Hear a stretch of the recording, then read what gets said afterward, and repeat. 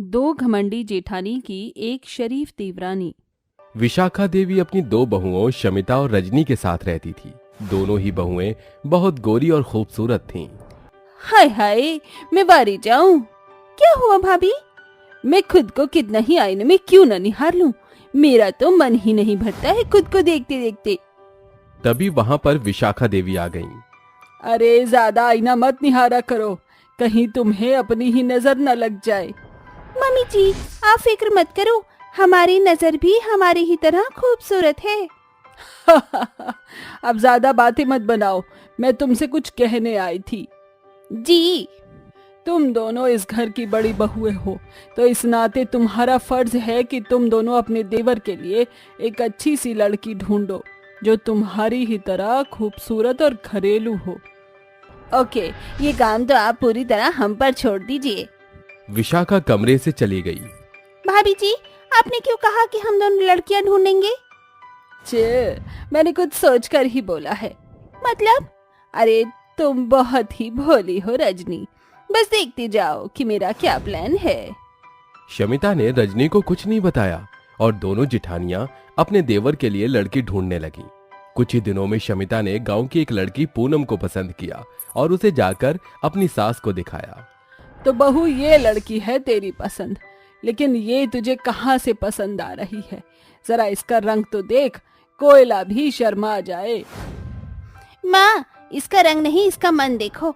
ये लड़की हमारे बड़े काम की साबित होगी। काम की साबित होगी? मेरा मतलब ये बहुत घरेलू है, तो ये देवर जी के लिए अच्छी रहेगी। शमिता ने किसी तरह अपनी सास को राजी कर लिया, लेकिन रजनी उसकी सारी चालाकी समझ रही थी। विशाखा देवी के जाने के बाद रजनी बोली, भाभी, मैं आपको अच्छे से जानती हूँ, आप उतनी ही सीधी हो जितनी की जलेबी। आपके दिमाग में जरूर कुछ तो खोट बिगाड़ चल ही रहा है, वरना चांदनी को अमावस्या पसंद आ जाए, ऐसा कभी हो सकता है? तुम भी कुछ कम चालाक नहीं हो। हाँ, मुझे पूनम में कोई इंटरेस्ट नहीं है, लेकिन इस घर में अब एक काली बहू ही आएगी। मैं नहीं चाहती कि हम दोनों की जगह कोई और आकर ले। इसी तरह समय बीत गया और पूनम विशाखा देवी की छोटी बहू बनकर घर आ गई। ए पूनम, आज तूने सफाई नहीं की है क्या? मम्मी जी, मैं सारी सफाई कर चुकी हूँ। अच्छा, ये इतनी गंदगी को तो सफाई कह रही है तू? विशाखा पूनम को डांट ही रही थी कि तभी वहां उसकी दोनों बड़ी बहुएं शमिता और रजनी आ गईं। पूनम, जाओ जल्दी से मेरे लिए कुछ खाने को लेकर आओ, जाओ अभी। अरे, अब क्या हमारा मुंह ही देखती रहोगी? माना कि हम लोग खूबसूरत हैं, लेकिन इसका मतलब ये नहीं कि तुम अपनी काली नजरों से हमें नजर लगा दो, समझी? दोनों बड़ी बहुएं अपनी सास के सामने इतना कुछ बोल गईं, लेकिन विशाखा देवी ने उफ भी नहीं की और बेचारी पूनम सभी की बातें सुनकर बस उदास होकर रह गई। ऐसे ही समय बीत रहा था। दोनों जेठानियां गर्भवती हो चुकी थी और पूनम की जगह घर में बस एक नौकरानी की तरह ही थी। हाय मेरी बहुओं, तुम दोनों ही अपना अच्छे से ख्याल रखना। पता भी है तुम दोनों ने ही मुझे कितनी बड़ी खुशी दी है, लेकिन इस खुशी को अच्छे से संभालना अब तुम्हारी जिम्मेदारी है। हाँ माँ, जरूर। अरे, मुझे तुम्हारी ही तरह सुंदर सुंदर पोती पोते चाहिए। तभी पूनम अपनी दोनों जेठानियों के लिए अचार लेकर आई। लीजिए भाभी जी, आपको अचार खाकर अच्छा लगेगा। इस कंडीशन में मेरी माँ कहती थी कि अचार खाना चाहिए। हाँ हाँ, यही रख दो। और हाँ सुनो, यहाँ कोने में ना बहुत ज्यादा धूल और गंदगी हो रही है, तो तुम ना यहाँ से साफ भी कर देना। ठीक है भाभी। पूनम जैसे ही सफाई करने के लिए नीचे झुकी, तभी अचानक उसे जोर का चक्कर आ गया और वो वहीं गिर गई। हे भगवान, इस कल्लो को क्या हो गया? अरे उठ। ओ गॉड, अब इनके ड्रामे शुरू हो गए। घर में 2 प्रेग्नेंट लेडीज हैं और इन्हें बेहोश होने से ही फुर्सत नहीं है। माँ, अब तो लगता है कि डॉक्टर को बुलाना ही पड़ेगा। ये काले शायद ऐसे ही होश में नहीं आ पाएगी। हाँ। विशाखा देवी ने डॉक्टर को बुलवाया। डॉक्टर ने आकर पूनम का चेकअप किया और बोला, अरे बधाई हो देवी जी, आप एक साथ 3 बच्चों की दादी बनने वाली हो। मतलब पूनम भी बच्चे को जन्म देने वाली है? जी, हमारी मिठाई तैयार रखना देवी। हम आपके फैमिली डॉक्टर हैं। जी जी बिल्कुल। अच्छा, अब मैं चलता हूँ, नमस्कार। डॉक्टर चला गया। जैसे ही दोनों जेठानियों को खबर लगी कि उनकी देवरानी भी अब उन्हीं की तरह गर्भवती है, तो वो दोनों बहुत गुस्सा हुई। अरे ये क्या बात हुई?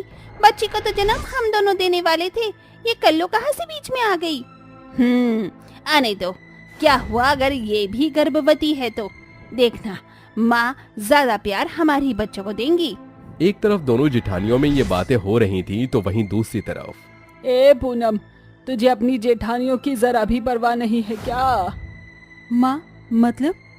तेरी दोनों ही जेठानियां पेट से हैं और तू है कि उनका कोई ख्याल ही नहीं रखती है। पर माँ, उनकी ही तरह मैं भी गर्भ से ही हूँ। अरे चल चल, होली तू गर्भ से, और अगर है भी तो हम पर कौन सा एहसान कर रही है? तू भी काली है और तू देखना, तेरे गर्भ से पैदा होने वाला बच्चा भी काला ही होगा। मुझे तो ये काले काले बच्चे अच्छे लगते ही नहीं है। बस माँ, बहुत हुआ। आपको मुझे कुछ भी बोलना हो बोलिए, लेकिन अगर आपने मेरे बच्चे के बारे में कुछ भी गलत शब्द कहा तो अच्छा नहीं होगा। विशाखा और पूनम की आवाज सुनकर शमिता और रजनी भी वहां आ गईं। क्या अच्छा नहीं होगा और क्या गलत कह रही है माँ?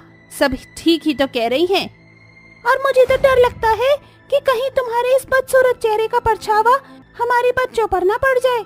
हाय, अगर ऐसा हुआ तो कितना बुरा होगा। सही कहा बहू तूने, तुम दोनों इस काली कलूटी से दूर ही रहा करो। चलो यहाँ से।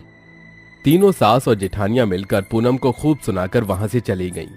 बेचारी पूनम उन तीनों के आगे बेबस थी। इसी तरह से दिन बीतते जा रहे थे। पूनम को अपनी जेठानियों का भी ख्याल रखना होता और खुद का भी। अरे कल्लो, तू कहाँ से गर्भवती हो गई? ले चल, मुझे फर्क नहीं पड़ता। जा जाकर अपनी दोनों भाभियों को ये इमली दे आ, उन्हें अच्छा लगेगा। पूनम अपनी जेठानियों को इमली देने के लिए उनके कमरे की तरफ जा रही थी। सामने से शमिता और रजनी भी आ रही थी कि तभी रजनी का पांव फिसल गया और वो शमिता को लेकर बस गिरने ही वाली थी कि तभी उन दोनों को पूनम ने संभाल लिया। संभल कर भाभी। पूनम ने उन दोनों को उठाया और संभाल कर बिठाया। खुद के बच्चों की जान बचाते देख शमिता और रजनी को अपने किए पर बहुत पछतावा हो रहा था। वाह बहू, आज तो तूने काबिले तारीफ काम किया है।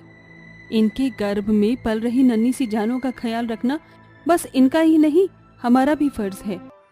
और तेरे भी पेट में नन्ही सी जान है, अब तू भी जाकर आराम कर ले। विशाखा ने पूनम की तरफ मुस्कुरा कर देखा। अब सब कुछ सही हो चुका था। दोनों जेठानियों को भी अपने किए पर बहुत पछतावा था। कुछ दिन बीते और तीनों ही बहुओं ने बहुत ही सुंदर सुंदर बच्चों को जन्म दिया। तुम्हारा शुक्रिया पूनम, तुम्हारी वजह से ही ये इस दुनिया में आ पाए हैं। कोई बात नहीं भाभी, हो सके तो हमारे बुरे शब्दों को माफ कर देना। अब हमारे बुरे शब्द तो वापस नहीं आ सकते, हम बस माफी ही मांग सकते हैं। आप ऐसे माफी मत मांगिए, ये वक्त माफी का नहीं, खुशी मनाने का है। अब सब कुछ ठीक हो चुका था और सभी खुशी खुशी रहने लगे। मालती अपनी बड़ी बहू अनिका और बेटे महेश और छोटे बेटे राज के साथ खुशहाल जिंदगी जी रही थी। कुछ दिनों बाद ही वो भव्या नाम की एक लड़की से राज की शादी कर देती है, जो कि थोड़ी अमीर और लालची किस्म के घर से थी।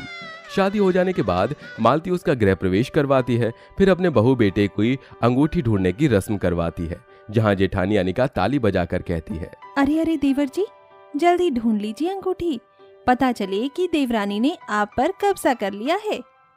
भाभी, अंगूठी तो मैं ढूंढ लूंगा, लेकिन आपकी देवरानी को जब से मैंने पहली बार देखा है तब से ही मेरे दिल पर उनका कब्जा हो गया है। तो ये रस्म किस बात की? हाँ क्यों भव्या, मैंने बिल्कुल ठीक कहा ना? जी जी बिल्कुल। क्या फालतूगिरी है ये, रस्में रिवाज और कब्जा तो मैं वैसे भी करके ही रहूंगी, लेकिन सिर्फ अपने पति के दिल पर नहीं, अपनी सास और इस घर पर भी। और जेठानी को तो मैं बहुत जल्दी घर से बेघर कर दूंगी।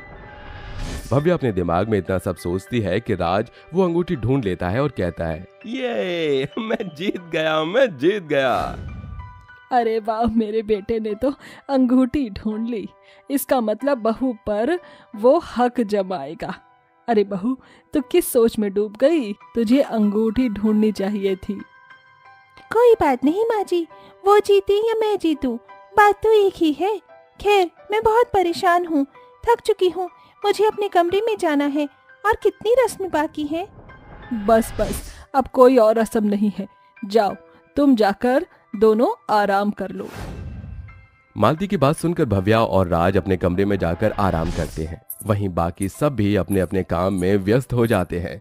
वक्त गुजरता है, भव्या न चाहते हुए भी अपने ससुराल वालों का दिल जीतने के लिए थोड़ा बहुत काम करती है, वरना सारा काम तो वो जेठानी से प्यार से कहकर करवा लेती है, क्योंकि अनिका बहुत शरीफ होती है। ऐसे ही एक दिन चाय बनाकर अनिका ले आती है तो भव्या उसके हाथ से ट्रे लेकर कहती है, अरे दीदी, आप क्यों ले जा रही हो? ये लाइए, मैं कर देती हूँ। आप जाकर पकौड़े ले आइए जब तक। ठीक है, वैसे कितनी अच्छी हो तुम, बिल्कुल प्यारी सी देवरानी, सबका दिल जीतने वाली। अरे जेठानी जी, अब रहने भी दीजिए, मैं चाय लेकर जाती हूँ, वरना माँ जी कहेंगी ठंडी हो गई। बस कुछ दिन और, अब माँ जी से इस प्रॉपर्टी के कागज लेकर अपने नाम करवा लूंगी। ऐसा बोलकर वो अपनी सास को चाय पिलाती है। पति को तो भव्या कंट्रोल में कर चुकी थी, इसीलिए वो शाम को राज के आते ही कमरे में उससे गले लगकर कहती है, राज, तुमसे कुछ बात करना चाहती हूँ। देखो, कल को हमारे बच्चे हो गए तो उन्हें देने के लिए कुछ तो इस घर का हिस्सा होना चाहिए ना। और माँ जी को कब तक इस प्रॉपर्टी के मुखिया बनाकर रखेंगे? मैं तो कहती हूँ अपने भाई से एक बार आप बात कर लीजिए। मैं माँ जी से बात कर लेती हूँ, जिससे कि आधी आधी प्रॉपर्टी दोनों की हो जाए। वो भी अपने बच्चों के साथ खुश रहेंगे भविष्य में, और हम भी, और किसी बात की लड़ाई भी नहीं होगी। हाँ ठीक है, बात तो तुम बिल्कुल ठीक कह रही हो, लेकिन प्रॉपर्टी के कागज तो माँ पर हैं। अगर वो साइन करेंगे जमीन तो। उसकी फिक्र आप मत करें, माँ जी से मैं बात कर लूंगी। राज भव्या की बात को मान लेता है। वहीं बातों में फंसाकर भव्या मालती से घर के कागजों पर दस्तखत करवाकर पूरी प्रॉपर्टी हड़प लेती है और बदले हुए मिजाज से महारानी बनकर कहती है, अरे ओ जेठानी जी, बहुत मुफ्त का टीवी देख लिया, अब यहाँ से रफा दफा हो जाइए। चलिए, अपना बोरिया बिस्तर बांध लीजिए और निकल जाइए। अरे भव्या, ये तुम क्या बोली जा रही हो? ये कैसा मजाक है? भला मुझे ये सब करने की क्या जरूरत है? जरूरत इसलिए है क्योंकि अब ये पूरा घर मेरे नाम पर है, तो आपको जेठ जी को यहाँ से जाना होगा। और हाँ, हमारी प्यारी बुढ़िया सासू माँ को भी आप अपने साथ ले जाइए। इस घर में सिर्फ मेरा राज चलेगा और मैं रहूंगी। भव्या बहू, ये क्या हरकत है? अपनी जेठानी से कोई ऐसे बात करता है क्या? और हम सब इस घर से क्यों जाए? तुम्हारा राज क्यों चलेगा घर पर? ओफो, कितनी बार एक ही बात कहूँ? इस घर की मालकिन अब मैं हूँ। आपसे प्रॉपर्टी के कागज लेकर मैंने अपने नाम कर लिए हैं। अब जाइए, भीख मांगो। मैं अपने घर में नहीं रखना चाहती आप सबको। Just get lost. इतने दिन से शराफत का चोला पहनकर एक्टिंग करते करते मेरी आंखें, कमर सब दुख गया। बहू, तुमने मेरे साथ बहुत गलत किया है। धोखे से घर हड़प लिया। अपने परिवार को कोई इस तरीके से निकालता है? सुधर जाओ, कहीं बाद में पछताना ना पड़े। ए बुढ़िया, बकवास बंद कर अपनी। लगता है तुम ऐसे नहीं जाओगे। तभी भव्या अपनी सास और जेठानी का हाथ पकड़कर घर से बेघर कर देती है। उनका सामान बांधकर उन पर फेंक देती है और मुंह पर दरवाजा बंद कर देती है। बड़ी बहू और सास बहुत रोते हैं। अनिका कॉल करके महेश को सारी बात बताती है, जिसके बाद वो परेशानी में भागता हुआ अपने परिवार के पास आता है। हे भगवान, मुझे तो यकीन नहीं हो रहा कि ये सब भव्या ने किया है, वो भी इतनी चालाकी से। अब हम कहाँ रहेंगे?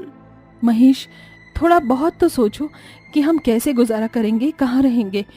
कुछ पैसे तुमने सेव किए होंगे या किसी से उधार मांग लो। हमने कितना भव्या को प्यार किया और उसने हमारे साथ कितना घिनौना मजाक किया। मैं माफ नहीं करूंगी उसे। एक रास्ता है मेरे पास।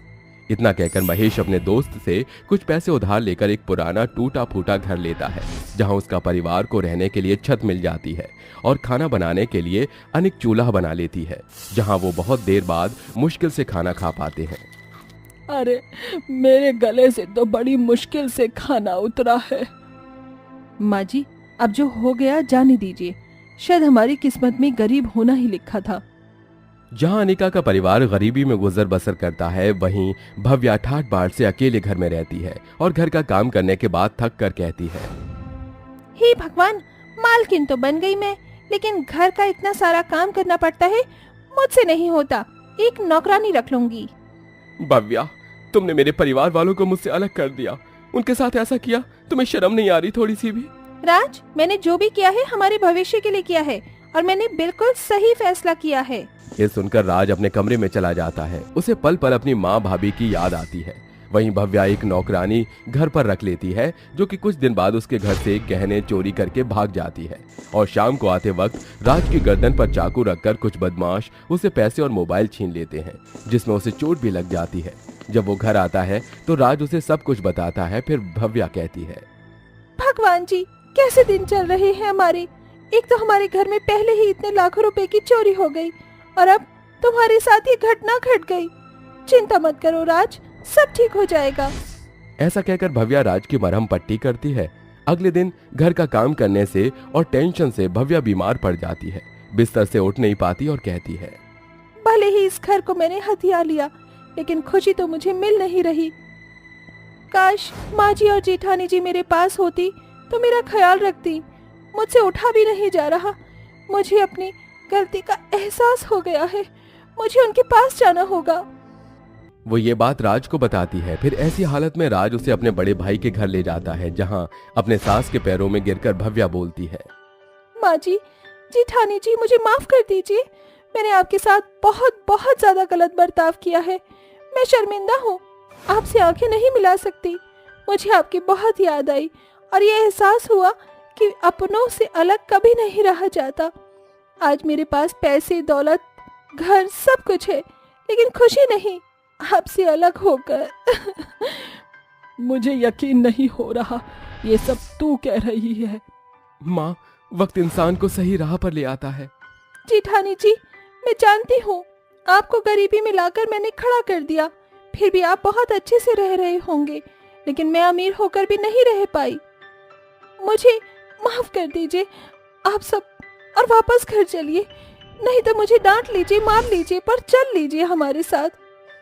तभी अनिका उसे उठाकर गले लगा लेती है। अरे अरे, अब इन सब चीज की कोई जरूरत नहीं है। तुम्हें अपनी गलती का एहसास हो गया है और हमें बुला लिया, तो हम फिर से एक परिवार बनकर रहेंगे। तुम्हारी तबीयत बहुत खराब है, बैठो, मैं तुम्हारे लिए कुछ लेकर आती हूँ।